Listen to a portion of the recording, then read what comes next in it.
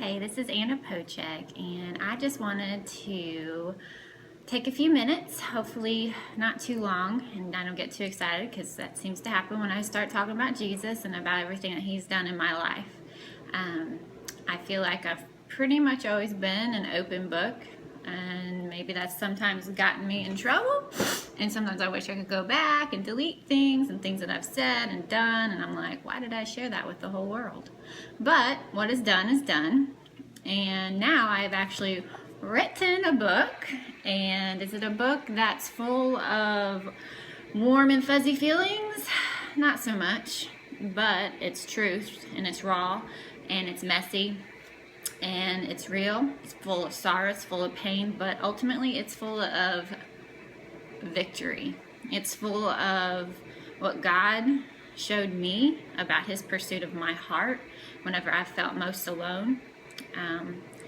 And just to kind of give you a quick little background, July of 2014 is when I hit a really, really hard wall. Probably my face planted into the ground.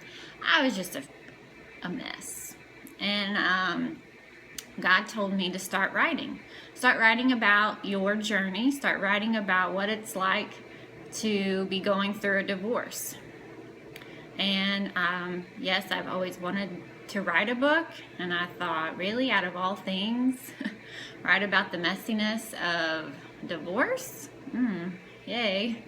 And it's kind of ironic, I guess, but nothing catches God off guard that I have a master's in marriage and family counseling, and here I am now speaking to many women going through divorce. But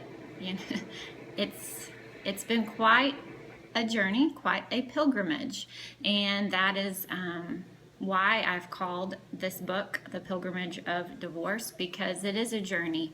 And there are mornings you have to wake up and tell yourself, okay, I'm going to get out of bed today. But anyways, back to when God asked me to start writing. He told me just to write for a year.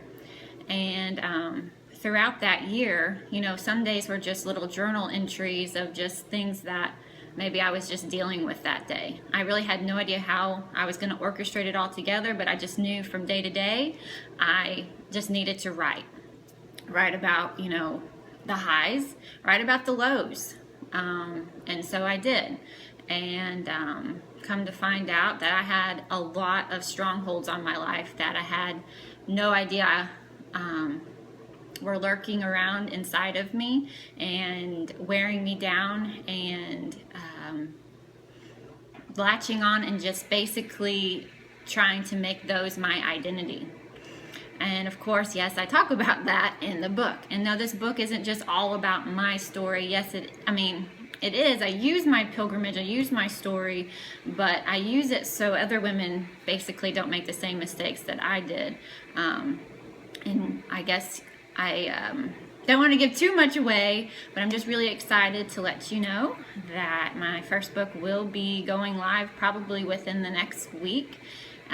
So if you are going through a divorce, know a friend who's going through a divorce, I hope and pray that you will share my pilgrimage with them to give them some sort of hope that there is going to be sunshine on the other side. But the only way we get there is by putting our hope and our trust in the Lord, and by smothering ourselves in Scripture and relying on Him and truly understanding how He's continually pursuing our hearts and never looking at us in shame. That you are clean and that you are beautiful and you are not alone. I want women to know that, but I want to see women break free and become so much more confident, that they know they're not alone, and that they learn to love as the way God's been loving us, so that we can love like He loves us. That's probably been one of the biggest things that I've learned. The book of Hosea has rocked my world the last couple of years. So anyways, I really hope that you will take some time and read my story, and I hope that it becomes an encouragement to you and to many other women. And here it is. It's all kind of hard to see. The Pilgrimage of Divorce and an Awakening to Restoration. Thanks.